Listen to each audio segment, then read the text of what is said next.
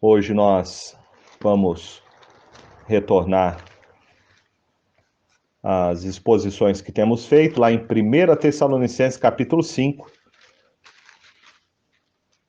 Hoje vamos meditar no verso de número 17. Nós temos visto que o apóstolo Paulo, ele faz algumas exortações práticas para a vida cristã. Nós, da última vez que meditamos, vimos que ele diz no verso 16 que devemos nos alegrar em toda e qualquer situação. Regozijai-vos sempre. Agora ele vai falar sobre a prática constante da oração. E ele diz aí no verso 17: orai sem cessar. Orai sem cessar. Nós temos aqui uma ordem. Orar sem cessar não deve ser interpretado como uma escolha, mas sim como uma ordem para a vida cristã.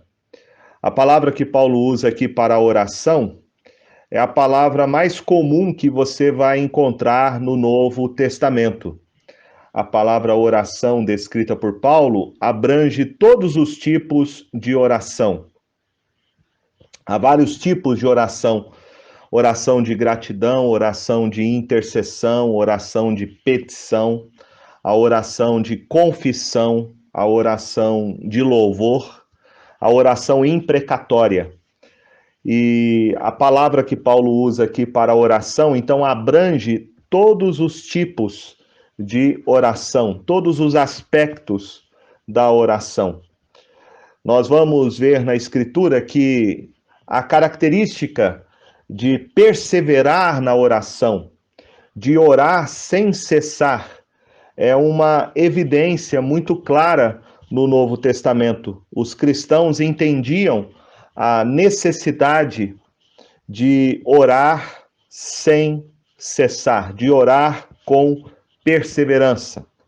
Você vai encontrar em Atos capítulo 1, no verso de número 14, que antes da descida do Espírito Santo em Pentecostes, o texto nos diz que todos perseveravam unânimes em oração.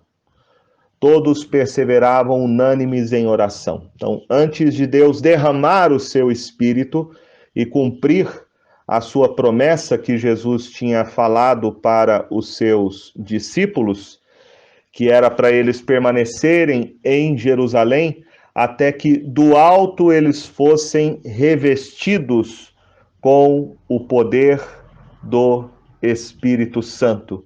E eles permaneceram em Jerusalém. O verso 15 diz que era cerca de 120 pessoas.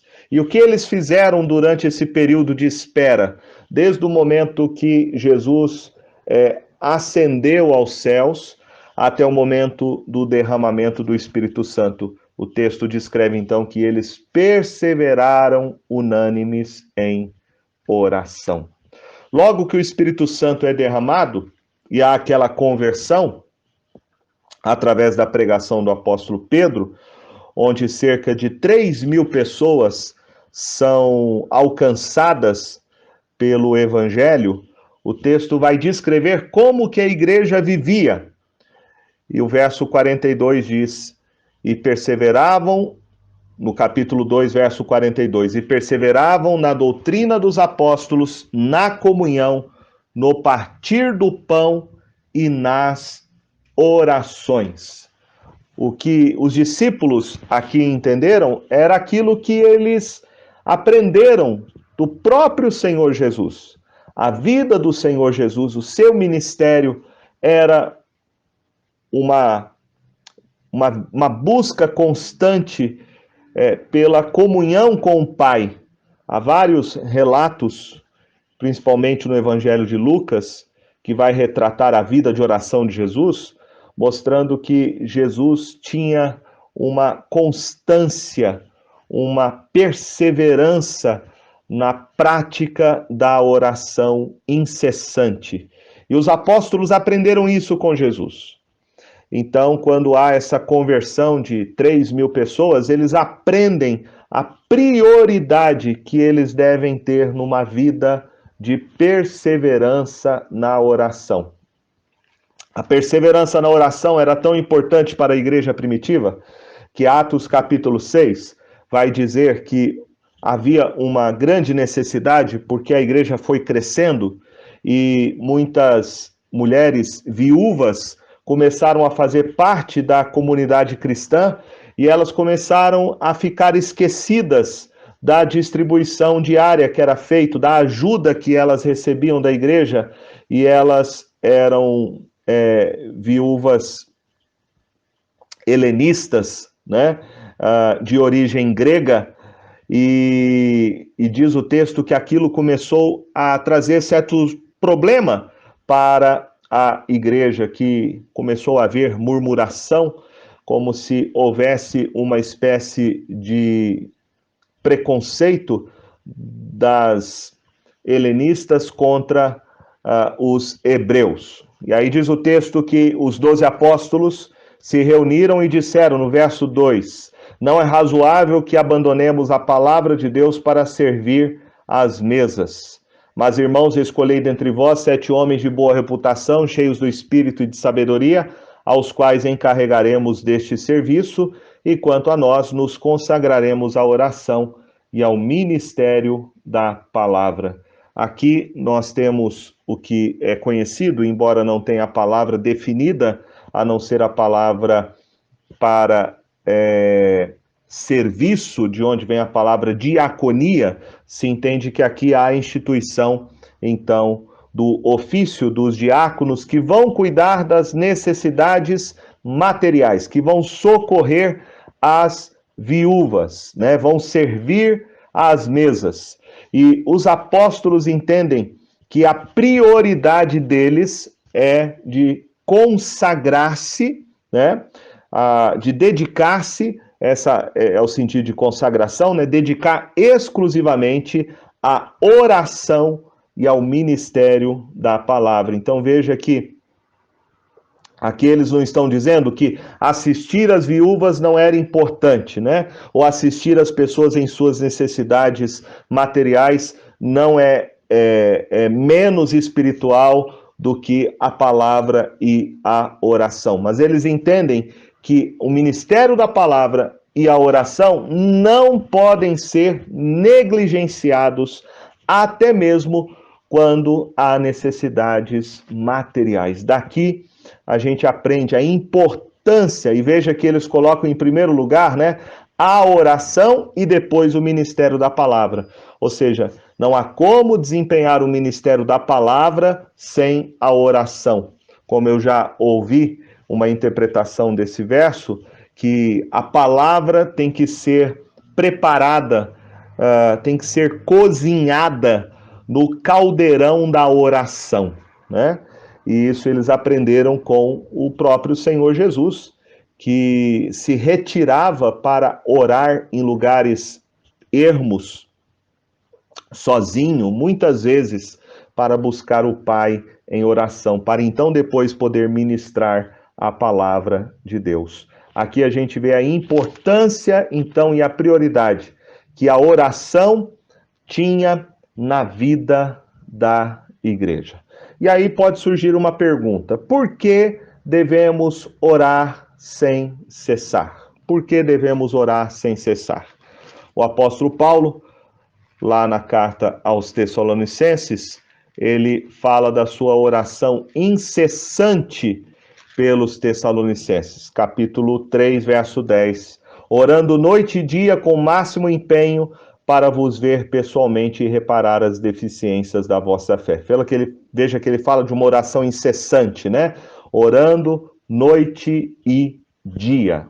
Oração sem cessar. Por que devemos orar sem cessar? Eu quero usar 2 parábolas que Jesus falou sobre a oração sem cessar. Ele falou sobre isso lá em Lucas capítulo 11. Lucas capítulo 11, ele conta a primeira parábola que está aí do verso 5 ao verso 8. Parábola contada logo depois dele ensinar para os seus discípulos a oração modelo, né, a oração do Pai Nosso. Do verso 5 ao verso 8, ele diz assim: Disse-lhes ainda Jesus: Qual dentre vós, tendo um amigo, e este for procurá-lo à meia-noite, e lhe disser: Amigo, empresta-me 3 pães, pois um meu amigo, chegando de viagem, procurou-me, e eu nada tenho que lhe oferecer. E o outro lhe responda lá de dentro, dizendo: Não me importunes, a porta já está fechada, os meus filhos comigo também já estão deitados. Não posso levantar-me para tos dar.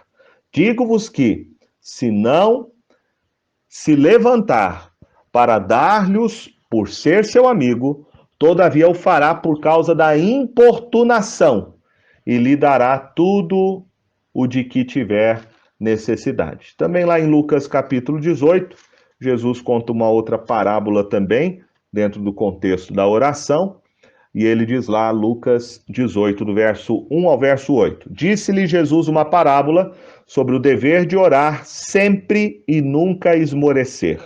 Havia em certa cidade um juiz que não temia a Deus, nem respeitava homem algum.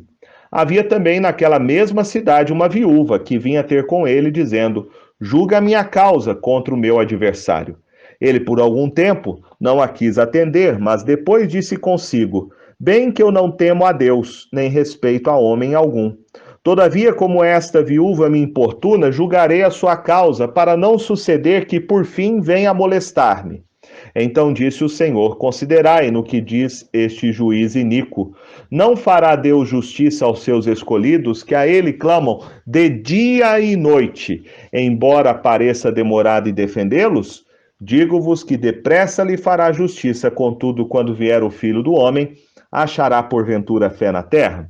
Essas duas parábolas que Jesus conta, elas ilustram muito bem sobre a importância de nós orarmos com perseverança.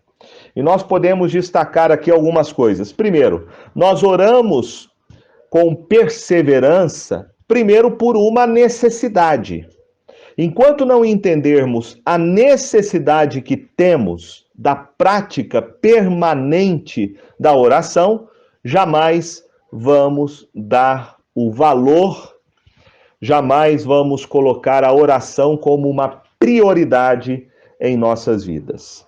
Nós oramos sem cessar por uma questão de importância que damos à prática da oração. Veja que nas duas parábolas que Jesus contou, primeira ele fala de um amigo que procura o seu vizinho à meia-noite. E o texto diz que ele bate na porta e que este vizinho vai atender, embora ele já esteja deitado com os seus filhos, a porta já está fechada. Era muito comum naquele tempo, né? Os cômodos eram pequenos, então a pessoa tinha que tentar passar ali pelos filhos que estavam deitados ali na sala. No chão, os cômodos eram muito pequenos, né? Às vezes dormiam várias pessoas no mesmo cômodo. E o texto fala que ele vai levantar, nem tanto por ser seu amigo, mas ele fará por causa da importunação. Importunação. E ele dará tudo o que tiver necessidade. Né? Então, a questão é, por que esse vizinho vai lá à meia-noite importunar o seu vizinho, acordá-lo, até que ele lhe dê o pão? Porque chegou a visita na casa dele, não tinha o que dar para esse viajante que chegou na sua casa, e por isso ele foi importunar o seu vizinho. O texto mostra claramente isso, que por causa da necessidade, é que ele importuna o seu vizinho, e o seu vizinho vai atendê-lo por causa da importunação. Também a mesma coisa da viúva. Ela é viúva. Viúva, naquele contexto, daquela época, era uma mulher totalmente desprotegida do ponto de vista social, do ponto de vista de ter alguma proteção da própria sociedade. As viúvas até eram sofriam certo preconceito, tanto viúvas quanto pessoas órfãs. E esta viúva tem uma questão a ser julgada, e o texto diz que mesmo o juiz, sendo um juiz mau, ele vai atender a causa da viúva por causa da importunação, porque onde quer que esta viúva encontrava o juiz, ela falava da sua causa. Então, ela também insistiu com o juiz, e o juiz, diz o texto, vai julgar a causa dela por causa da importunação. O que nós vemos nessas duas parábolas é a ênfase da necessidade.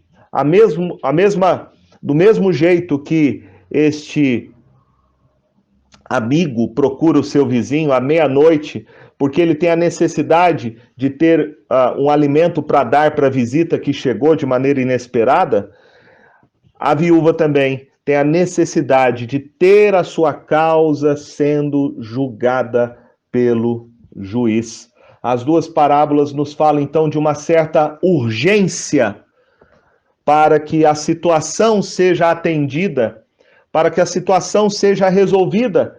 E por isso, então, essa necessidade leva a essas atitudes inesperadas, inoportunas, inadequadas, seja o horário, na primeira parábola, seja a importunação ao juiz em qualquer lugar que ele se encontra. O que Jesus, a ênfase dele, então, está de nós olharmos para a prática da oração como sendo uma necessidade nossa. É bom lembrar que Deus não precisa das nossas orações, né? A oração é uma necessidade nossa, a necessidade do homem e não uma necessidade de Deus.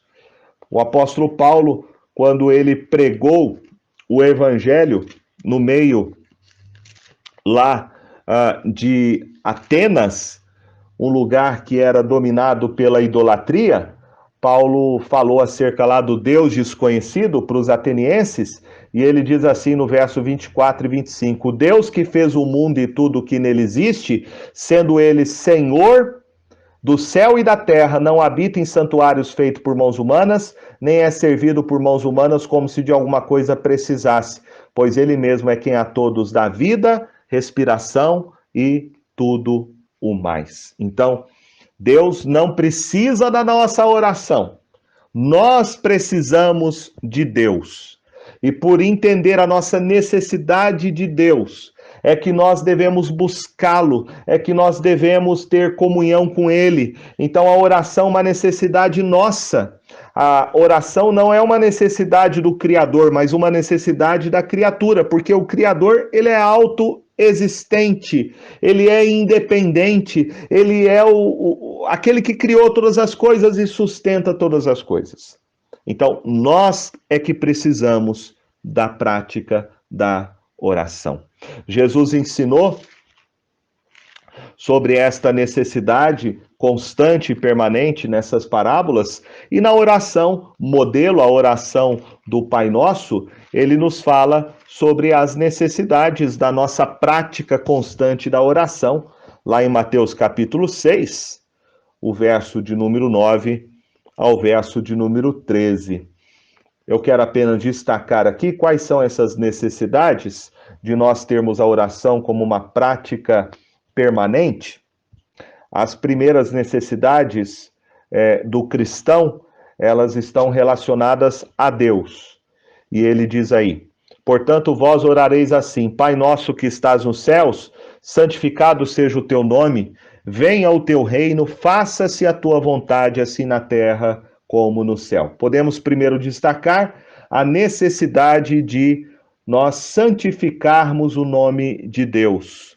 Santificado seja o teu nome.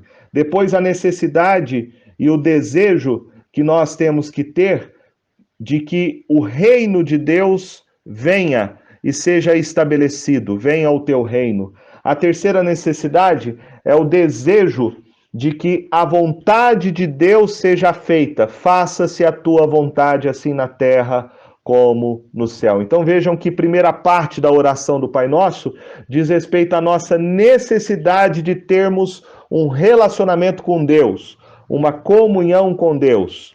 A necessidade que temos de Deus, a necessidade que temos do seu reino e a necessidade que temos da sua vontade. Depois, a segunda parte da oração fala da necessidade do cristão que ele tem em relação às suas próprias necessidades. A primeira necessidade é a necessidade da provisão diária, e ele diz aí no verso 11, o pão nosso de cada dia dá-nos hoje, é a provisão diária. A segunda necessidade é a necessidade do perdão diário, e ele diz no verso 12, perdoa-nos as nossas dívidas, assim como nós temos perdoado aos nossos devedores. A terceira necessidade é a necessidade de não cairmos em tentação, e não nos deixes cair em tentação, verso 13. E a quarta necessidade é a necessidade de sermos livres do mal, verso aí de número 13 no final, que diz, mas livra-nos do mal. Então veja que, enquanto a primeira parte da oração, o modelo, fala da necessidade de nós termos comunhão com Deus, a pessoa de Deus, o reino de Deus, a vontade de Deus, a segunda parte da oração fala das nossas necessidades. A primeira, necessidade física, o pão nosso de cada dia nos dá hoje. A necessidade emocional, porque fala a respeito do perdão, a necessidade do perdão.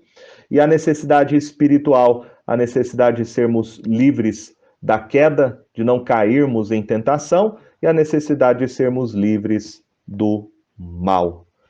Então, a oração do Pai Nosso pode ser interpretada também desse ponto de vista, de nós entendermos a nossa necessidade de comunhão com Deus, a nossa necessidade pessoal que temos. Então, precisamos ter uma consciência das nossas necessidades. Oração, a prática constante dela, será na nossa vida, algo que teremos como uma disciplina diária, quando nós tivermos consciência, então, das nossas necessidades. Primeiro, a nossa necessidade do próprio Deus, de termos comunhão com Ele, e a necessidade de que, através dessa comunhão com Deus, nós vamos ter as nossas necessidades pessoais atendidas pela bondade, pela misericórdia deste Deus através de Cristo Jesus. Em terceiro lugar, a oração é o método de Deus para Deus responder muitas das nossas necessidades. Jesus disse isso lá em Lucas, capítulo de número 11.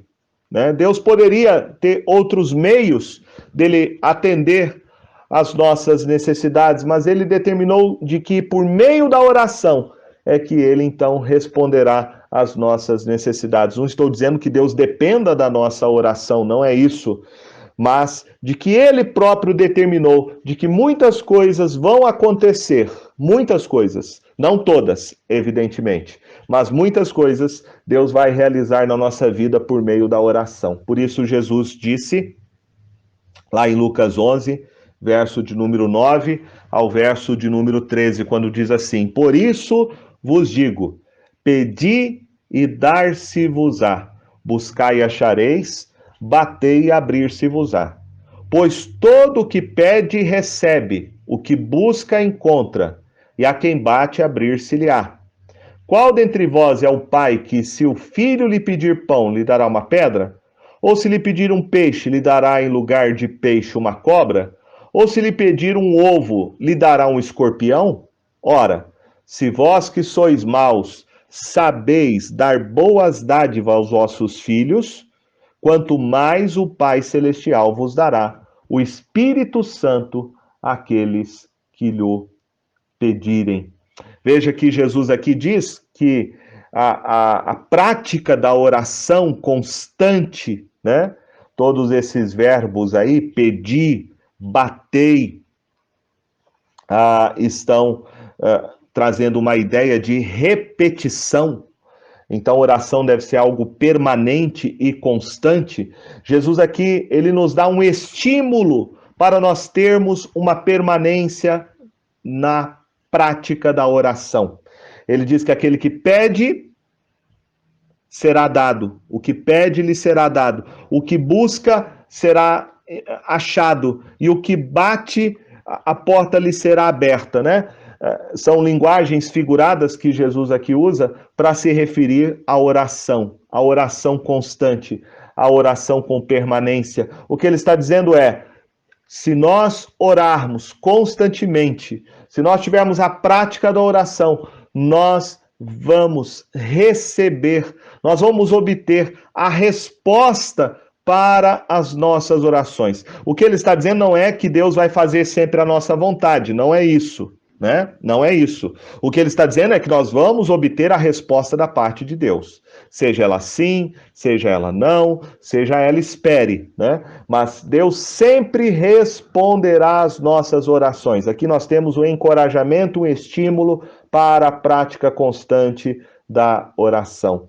É bom lembrar que a oração não muda a vontade de Deus, mas ela cumpre a vontade de Deus para a nossa vida, para a nossa vida. E esse Deus como um pai, como é dito logo em seguida do verso 11 ao verso 13, esse Deus como pai, ele sabe o que nós precisamos. Ele sabe o que nós precisamos. A comparação é essa, né? Se você que é um pai, você sabe dar boas coisas para o seu filho, mesmo sendo mal, né? Mesmo sendo mal, você sabe dar boas coisas aos seus filhos, quanto mais o nosso Pai Celestial, que é santo, né, dará o Espírito Santo àqueles que lhe pedirem, né? Então, Deus responde a nossa oração. Nós somos estimulados a termos uma prática constante na oração, porque Deus é bom, porque Ele é misericordioso, porque Ele é santo, e Ele sempre terá, dentro da sua vontade, o melhor para cada um de nós. Por isso somos encorajados, então, a orarmos sem cessar. Orar sem cessar. É bom também nós dizermos e destacar que a oração constante, ela é fundamental para o nosso crescimento espiritual, para o nosso crescimento espiritual.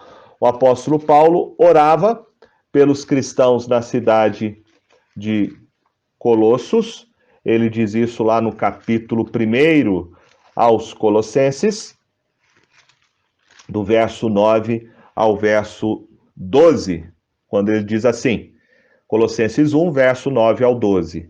Por esta razão, também nós, desde o dia em que o ouvimos, não cessamos de orar por vós e de pedir que transbordeis de pleno conhecimento da sua vontade, em toda sabedoria e entendimento espiritual, a fim de viver de modo digno do Senhor, para o seu inteiro agrado, frutificando em toda boa obra e crescendo no pleno conhecimento de Deus, sendo fortalecidos com todo o poder, segundo a força da sua glória, em toda perseverança e longanimidade, com alegria, dando graças ao Pai que vos fez idôneos à parte que vos cabe da herança dos santos na luz.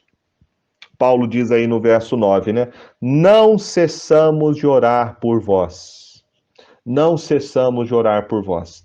Paulo orava constantemente pela vida dos cristãos em Colossenses, para que eles crescessem espiritualmente. Não há, meus irmãos, crescimento espiritual sem uma prática constante da oração.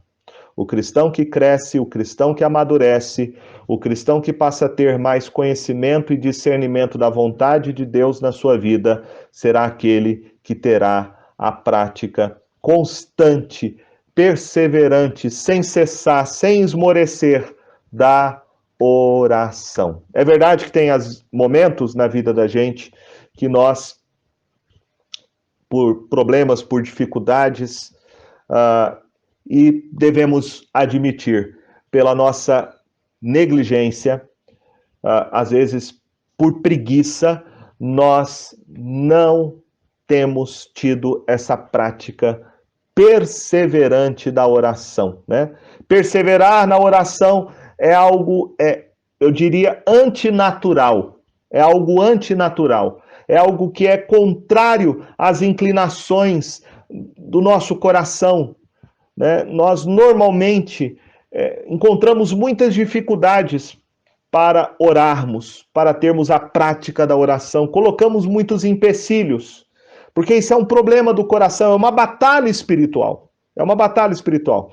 Você vê isso claramente lá no texto de Marcos, capítulo 14, no momento mais importante do ministério terreno de Jesus, antes dele ser traído e entregue nas mãos dos líderes religiosos, ser traído, né, por Judas Iscariotes, ele está no jardim, ele está em aflição, a sua alma está aflita, e ele está ali com os seus discípulos, e ele pede para que eles o ajudem em oração, né? Ele leva consigo a Pedro, Tiago e João, e o texto diz aí em Marcos capítulo 14, verso 33. E levando consigo a Pedro, Tiago e João, começou a sentir-se tomado de pavor e de angústia. Verso 37. Voltando, achou-os dormindo e disse a Pedro: Simão, tu dormes? Não pudeste vigiar nem uma hora? Vigiai e orai para que não entreis em tentação. O espírito, na verdade, está pronto, mas a carne é fraca. Retirando-se de novo, orou repetindo as mesmas palavras. Voltando, achou-os outra vez dormindo, porque os seus olhos estavam pesados e não sabiam o que lhe responder, né? Então, Jesus precisa desses companheiros de oração. Aqui está um dos momentos mais difíceis para Jesus, ele está enfrentando uma batalha espiritual. Mas esses discípulos, Jesus, quando chama a atenção, né, de Pedro, fala aí no verso 37, não pudeste vigiar nem uma hora. Alguns dizem que esse seria o tempo mínimo de oração estipulado por Jesus para um cristão. Uma hora, pelo menos uma hora. E nem assim eles perseveravam. Nem assim eles perseveravam, né? Nem ao menos uma hora.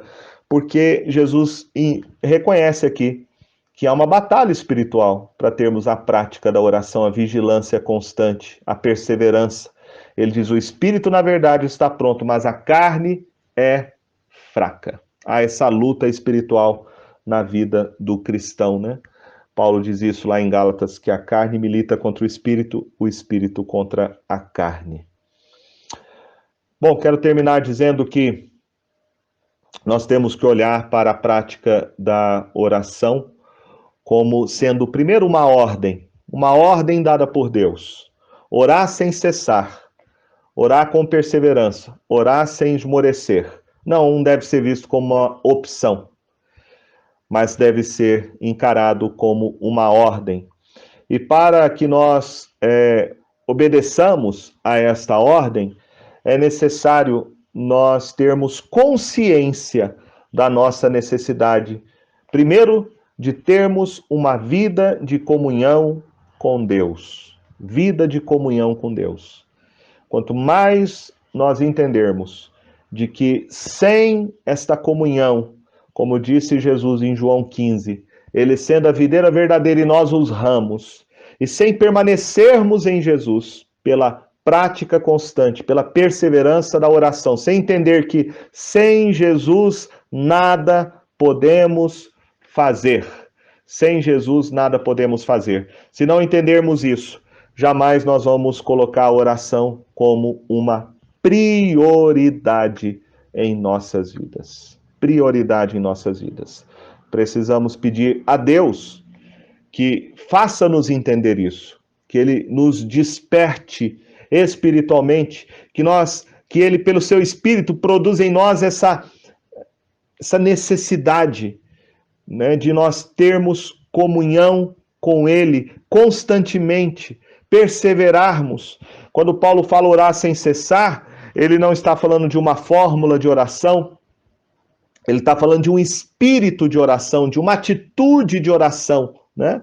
Nós temos que constantemente, nós podemos orar até mesmo de olhos abertos, podemos orar na nossa mente, constantemente podemos estar orando, podemos estar clamando a Deus. É esse espírito de vigilância permanente que nós devemos ter na prática da oração. E por fim, a oração tem que ser uma disciplina espiritual, né? Uma disciplina.